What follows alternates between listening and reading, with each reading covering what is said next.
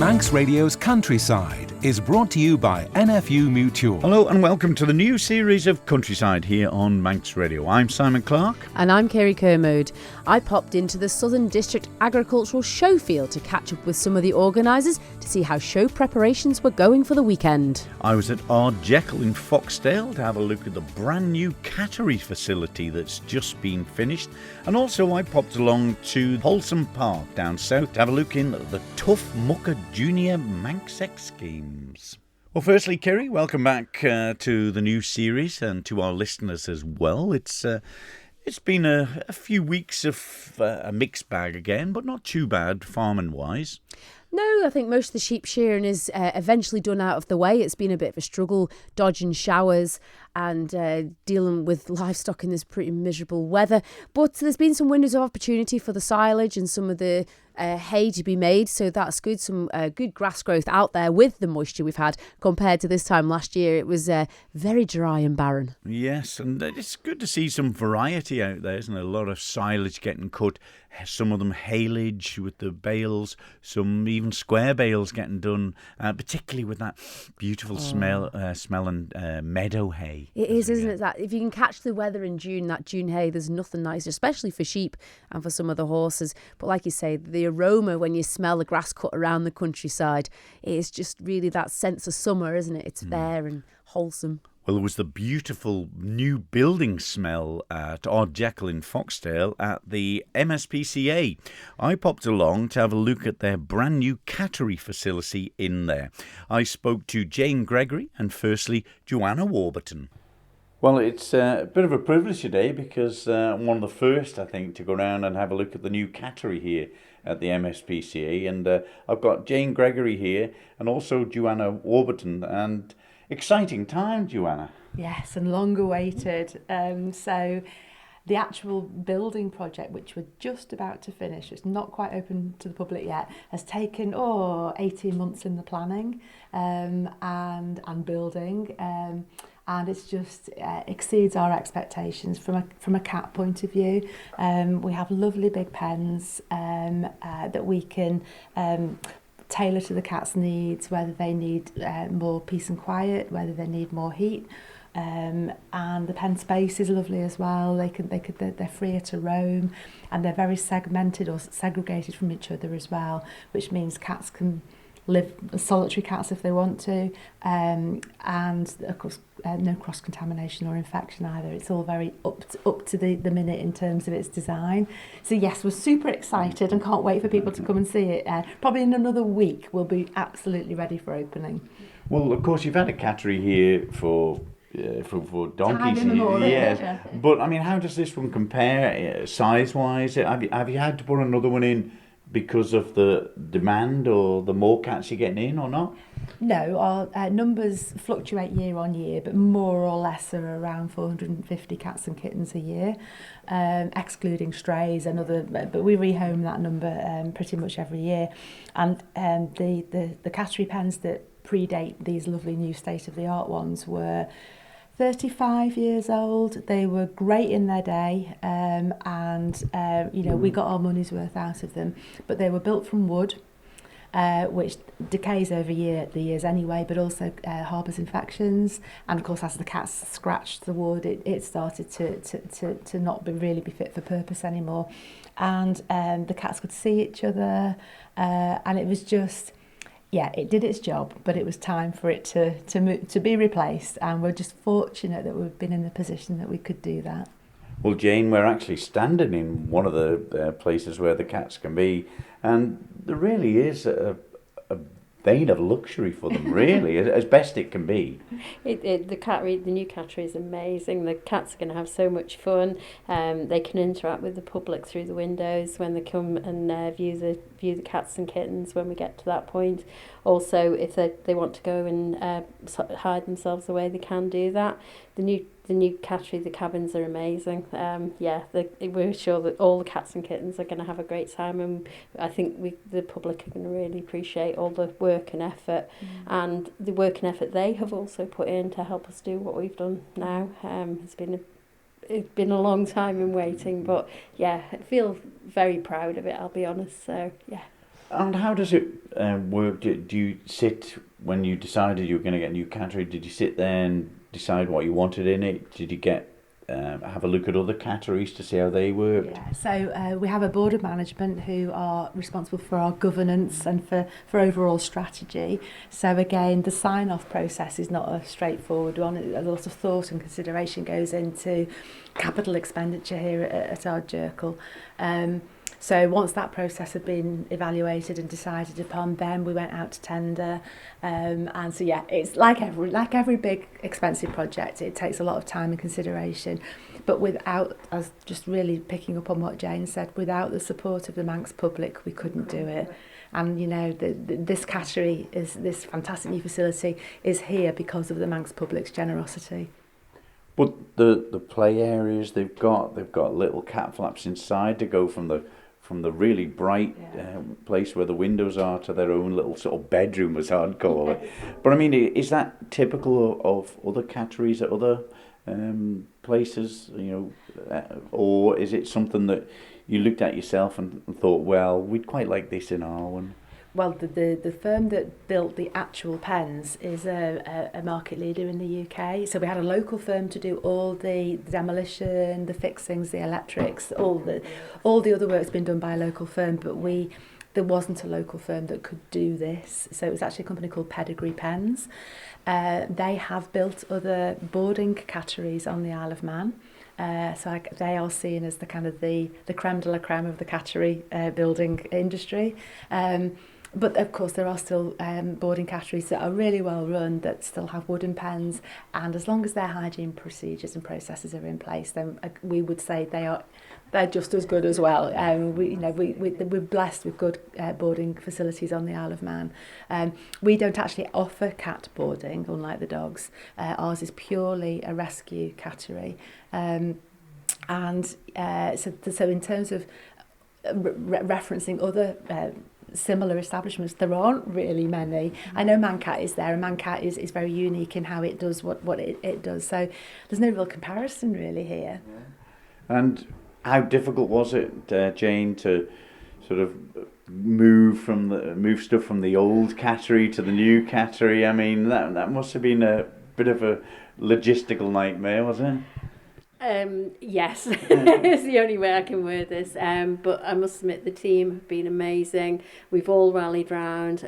We've used different areas of Ardjerkle to actually house any overflow cats and kittens. The general public again have been very, very understanding, because we said we're we will get your cats, kittens in, but we can't do it right at this minute. So the general public again have waited for us to actually move along. Getting everything done and straight, and keep going with all the jobs that we have to do on a daily basis. All the cats and kittens getting spayed and neutered, and the veterinary treatments and all that type of stuff. So it's been hard, but well worth it. Very well worth it. And how many cats do you have in here at the moment? About 40, I'd say, top of the head, without going round and counting. Around 40 cats and kittens. Yeah. And why do you get so many coming in? Is there various reasons for it? So when cats are gifted into us, we ask for a reason, but we're not judgmental, and it could be anything and everything from people moving house to divorcing, allergies, all sorts of reasons, mental health issues. So we will never turn a cat away. We will always bring cats in. We've had pregnant queens, semi-feral cats come in. Queens? That's what you call a pregnant female cat. And they come in and have kittens. Of course, the feral cat population on the Isle of Man is a large one, because we don't have foxes and badgers and other mid-sized predators. So we'll never get rid of the feral cat problem on the island, but we chip away at the edges where they become a problem, or they're sick, or they're pregnant. So we do what we can to try and help that sort of issue that we have. So there's no real one common cause, but there's a steady stream. But equally, we have a steady stream of adopters, and just as we applaud the Isle of Man community for helping us to be here, equally, okay, the kittens fly out. Who doesn't want a beautiful kitten? But it's the old and the sick cats, they go as well. People take an 18-year-old cat with a thyroid problem to give it a retirement home. So none of our cats stays with us for very long. They all find homes. So our turnover is really good in a positive way. And the cats don't stay with us for very long. Even though we've got a fantastic facility now, we don't want them in it for very long. And will this new facility, Jane, there could be a problem getting rid of them, may go sort of go, I'm not going to get up with this beautiful new rug that I've got on the floor. Well, well, we're just hoping that actually it will help our rehoming, because obviously the general public can see the cats playing, and more so the older ones that may stay with us a little bit longer, because they're a little bit more, they're not cute fluffy kitten, and everyone wants a fluffy kitten, so we're hoping that the new viewing area or the outside viewing area will actually encourage people, and the cats and kittens won't stay with us as long as they do. So not that they stay that long anyway, but No, well, listen, it's been absolutely brilliant to have a look around this facility here at the MSPCA, and I must say it's just something that you feel like going inside it yourself and sitting with a deck chair. So it Did you seems want us to put a bed up in number 20? Number 20. I'm all right, thank you. But thank you very much. Thank you for coming. Thank you, Simon. Jane Gregory and Joanna Warburton from the MSPCA at our Jekyll in Foxdale, and what a beautiful facility. I was in standing where the cats are sleeping, playing. They've got their own private quarters. It's absolutely wonderful. Lovely. Yeah. So it's just something the public they'll love it, because they can go in there and they've got the big lighty windows that's in there. It's beautiful. It's so special because the cats, they seem to get there from no reason of their own, and it's so nice that we can go and enjoy their company, and they love company too, don't they? So to have these facilities and these charities that do so much for our animals on the island, it's just fantastic. All run by the volunteers and the donations from the charities. So a really great facility. Go along and support that and the cafe there as well.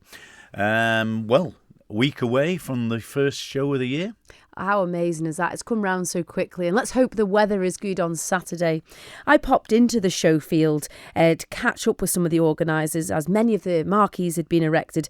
I caught Angela Tier at the exhibition marquee. Angela, you're in charge of the exhibition tent. What classes are available for everyone? We have got loads of classes this year. We've got arts and crafts, so there's painting, drawing, crafting, knitting, crochet. You've got that off to a fine art yourself. Then we've got confectionery, garden produce, farm produce, honey, jam. Oh, nice. Drinks as well. So it should be a good marquee. Homemade gin.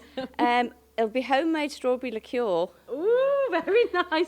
And what about cakes? Cakes is always a good section. Lots of cakes, yeah. We've got a new steward in charge of the confectionery this year, Alison Taggart. So she's in charge of that. Very good. And there's a technical challenge this year of Swiss roll. Oh, that does sound technical. I can't see me having a go at that beforehand. Might do. But yeah, it's a good challenge to do. And, you know, it's so lovely to have a good turnout of entries in that tent, especially from children. Yeah. There's nothing nicer than hearing them say, "Oh, I've won a prize," when they spot their name on a certificate. Oh, one of my favourite classes when I go to visit is the children's section where you have to make something out of fruit and vegetables. Yep, we've got that class as well, fruit and vegetable novelties. So where do they keep coming up with the ideas from? It surprises me. It's amazing. I've already taken in some entries from Arbury School and Russian Primary School, and the work and effort that have gone into those entries from the children is amazing. It is incredible, the effort that they've put in. And where do they get the inspiration from? But we're happy to reap the benefits of that and enjoy them. This is it, exactly. And talking of school's now finished last week, so they can bring some of their schoolwork along on the day. That is an excellent idea and way of getting entries in. Just go through what they've brought home from school, pick out drawing, a painting. The children, nobody's limited to one entry per class, apart from the photography. That is three images per class, per competitor. And can anybody enter the photography, talking about it? Yeah, absolutely anybody. The more the better. It is, like I said, it is 3 entries per competitor per class, and we do ask that the images are different. And we had a really good turnout last year in those classes, so it'd be good to see. What classes are there? For the photography, we've got portrait of a family member, underwater, marine photography, a bridge on the Isle of Man. That's a new one for this year, black and white print as well, and children can enter as well. Oh, fab. So there's Because lots of choice. everybody's got an iPhone now, so why not just print them off, isn't it? Print them off. It's nice to get them printed off on photography paper as well. And they can be entered on the Friday evening between 4 and 8 on the show field, or the Saturday morning, which is an early start. So we are encouraging you to come on the Friday, but on the Saturday morning it's between 8 a.m. and 9 a.m. So there's lots to do and see in the exhibition tent then. And talking of marquees, Zoe, there's plenty around the field. What have we got going on? We've got the exhibition marquee, we've got the Craft Guild marquee, which is full of lots of local businesses. We've got the Manx Food Court, which is all the local food producers. The Department of Agriculture, they've got a section as well, and you can come and talk to them if you've got any questions. We've got the display marquee, which has got some local groups in it, Southern Beekeepers, Manx Morphs are new for this year. She breeds snakes. Oh gosh, wow. Little snakes, I believe and hope. George's bugs. George has got his bugs back again. They are always great to come and see. We've got the Heritage marquee, which has got all the historical. That's got the Manx Museum. I've got some photos. We've got the Lifestyle and Shopping marquee, which again has got lots of local businesses in it. Yeah, there's just lots of local businesses, and it's just great to come along and see everything. And I think that's what's really special, isn't it? It's a platform to showcase local. Everything is so wonderful, such a different array for everybody, for all visitors to see on the day. Yeah, we've just got to be so much more aware of that we are on the Isle of Man, and just celebrate what we've got and what we have here. And talking of the Isle of Man, I know the National Farmers Union always put on a great display to connect the countryside with the town. And this year they've got some great entries and exhibitions for us to show.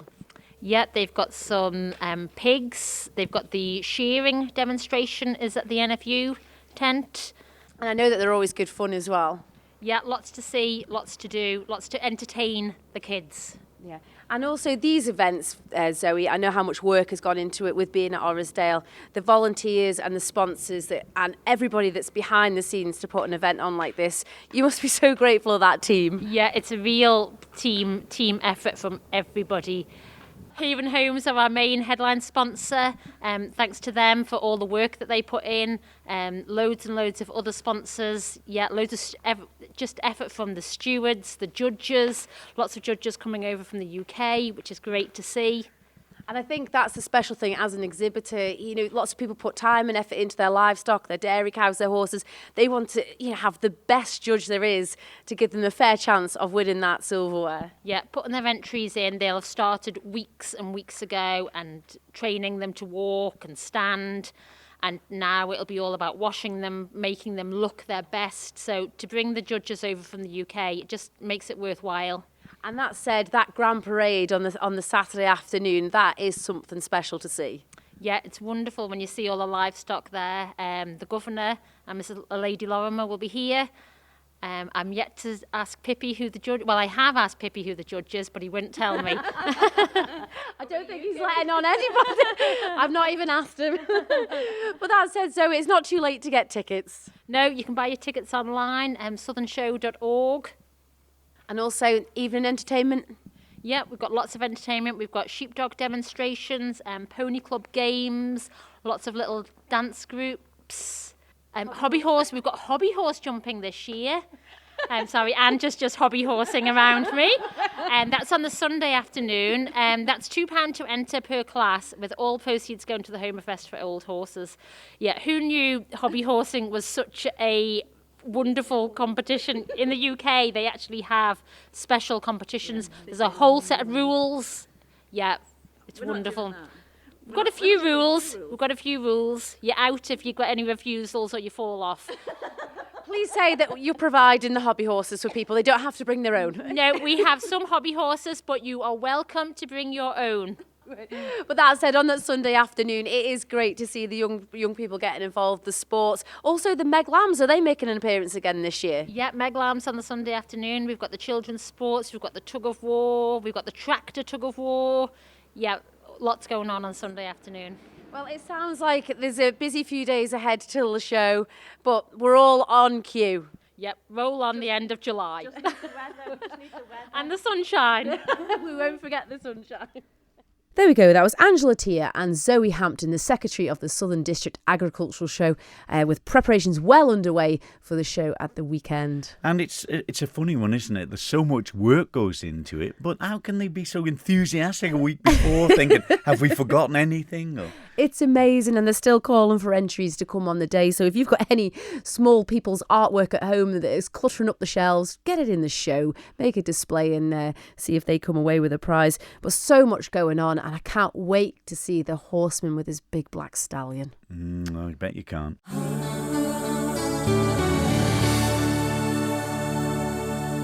Right, you're listening to Countryside here on Manx Radio with Kirree Kermode and myself, Simon Clark. Well, there was a special event on at the weekend at Polson Park in Castletown, the Tough Mucker Junior and Manx X Games. I popped along to Polson Park to see what it was all about. So firstly, let's talk to Carter Cubban. You've been involved in the Tough Mucker today. I heard you did pretty well, did you? Where did you come? First. Well, you can't get much better than that, can you? How was it? Good. It was tough. Was it? Well, I suppose it's called the Tough Mucker. Yeah. But what did it involve? There was loads of obstacles at the start, and then most of it was a run after that. But there was a bit in the river, in between, like in the middle of the run. Yeah. Yeah, and climbing and all sorts of things. Yeah. Well, I suppose the rain didn't put you off then if you had to go through the rivers and ditches. It wasn't raining when we did it. Wasn't it? Was there much water in the river? Yeah, it's deep. What about the end of it? I mean, did you have a look behind you and thought, I've got 10 minutes to spare before I trundle to the finishing line? In that field coming back, there was Tommy Oates overtook me, and then I thought I'll sit behind him instead of trying to push in front of him. And then he started to slow down, so I overtook him still in the field. And then, yeah, I just sprint at the start and I got a bit of a gap. Yeah, and got to the finish line first. Yeah. Yeah. Oh, that's brilliantly well done. Were you tired at the end of it all? Very. I was just lying on the ground. So it was living up to its name then, but you'd enjoy it in a funny way. Yeah. Yeah? A lot. Well done. Congratulations. Thank you. Lily Butterworth, you're here today. Now, you've got a bit of a story to tell because you're riding in the Junior British Trials Championships, is it? Yeah. Yeah. Yeah. In which age group are you in? B class. Right. So it's like, I think it's 12 to 15. Yeah, 12 to 15, I think. Right. But it wasn't always motorbikes in your family. How did you get involved in that? Well, I started riding my BMX at a skate park. In Polson Park here? Polson Park, yeah. And then I got a motocross bike and I wanted to do trials, and then I started doing trials, and practice loads. Yeah. Did you get places to practice? Yeah. You all right with that? Yeah. Yeah. And what about the trips away? How did you find it going to the UK and different places to ride the trials bike? Good, but at first it was hard, but it got easier. Like as More I got you do. better, yeah. Yeah, but you're really enjoying it. Is this your first year in it? Yeah. Yeah. What about next year? You looking forward to keeping going in it? Yeah. Yeah. Well, it sounds as though you're really enjoying that, and it's great that events like this and even Polson Park here at Castletown can be the start of something like a career of yours, isn't it? Yeah. The skate park, does that give you a good sort of balance for motorbikes and things? Yeah, and like just technique on how to ride a bike, I think. Yeah. Yeah, well, glad they will be keeping an eye on your progress and keep up the good work. Well done. Thank you. So let's get a chat with a couple of the organisers of this event. Jimmy Cubban, June Christian. Right, now, how did this event come along? Well, this started back 2014. I wanted to develop some better facilities for kids in the south of the island. So the bike track that's here, that's still being used today, that's 10 years old now, and that came at no cost to the ratepayers. So it's great. Still, we were down here last night setting up, and just to see kids riding bikes, it's fantastic because, you know, kids are so head down these days on phones and devices and that Port Erin doesn't have a bike track, Portsmouth Mary doesn't have a bike track, and I'm still a massive believer that every town and village should have somewhere where young people can just go to be young people, where they're just physically and mentally active, where they get their heads up and they look about. So that was the starting point, and then me and June have got together because we're very similarly minded. What events were you deciding that would be good for youngsters, obviously, to get their heads out of computers and things? Exactly the same as Jimmy was saying. There's a great theme in youngsters when they do go outside, is they do love a bit of cross-country running. It's an alternative to cross-country with a few obstacles. We first did an adult version of this event last year in October, and it was a bit of a success. You could tell on that day that there were a lot of young kids that really are interested in it, and we went and spoke to all the necessary people, spoke to Jimmy. We needed a platform to bring it somewhere, so we brought it to the X Games, and me and Jimmy worked together on this in 2021 anyway. I did the music, Jimmy did everything else, and just an evolution from that, I suppose. And from an artisan point of view, we want to get kids outside doing stuff that they would probably never ever consider, and it's the same with Jimmy and skateboarding and any alternative sport that might not drop into your mind. Like running, I love running, but kids might not enjoy that much. But if you throw in a few things that are a little bit more exciting, then they're gonna go out and do it. And getting them all here, they're going to see skateboards, they're going to see trials, and hopefully there's an overlap. Some parents will end up with some very expensive hobbies for their kids. Well, you look at the weather today, it's raining, but it hasn't dampened the enthusiasm of the kids, and that's one thing you say in there, that they do a bit of running, climbing, crawling around through the ditch and everything like that, and they're just something that they love doing, and it's the perfect thing to get them outside, as you were saying. All you've got to do is get them off the devices. No kid ever asks to go home from the beach, do they? And you can see a massive change in people once they do that. But like me and June were sort of coming at this from two different angles, but I want to still showcase Pulson Park as sort of the outdoor recreation centre for the south. A lot of people don't know it's here, whereas Ramsey's got the Moorag, and the south needs its facility as well. There should be somewhere where people can just go to be sort of safe as a family, where you could go for a run round without being on the edge of the road and that sort of thing. So my charity, my aim is to try and still raise money in the profile of this park, so the more events we can get on, the better. And when you look at it, June's had the kids running up the oldest road on the Isle of Man, up the Millennium Way, and and these are all facilities that should be showcased and utilised more. So it's fantastic this. The weather hasn't helped us, but plenty of hay bales and hay boys, so it's been all right so far. There we are, something exciting for the kids. Remember the big adult Tough Mucker challenge that used to happen at Ballamore Farm in Ballaugh, and wow, still see some great pictures and memories on Facebook of people in that. It's and phenomenal, you just think to yourself, it? why? I think it's because we've always been so used to getting covered in mud and crawling in ditches for the very heart of farming. But for these people, it's an opportunity, isn't it, to get filthy, dirty, soaked to the skin, but all in a great cause a lot of the time. Okay. If you've got anything for Countryside, leave a message. You can email countryside@manxradio.com, or leave a message for Kirree Kermode or myself, Simon Clark, here at Manx Radio, 682 600. We're back next week at 5:30. Don't forget the new time, and you can listen to it all again, or the longer versions of Countryside as well, on our podcasts at manxradio.com. So, from me, Simon Clark. And me, Kirree Kermode. We'll see you next week. Ta-da. Bye-bye.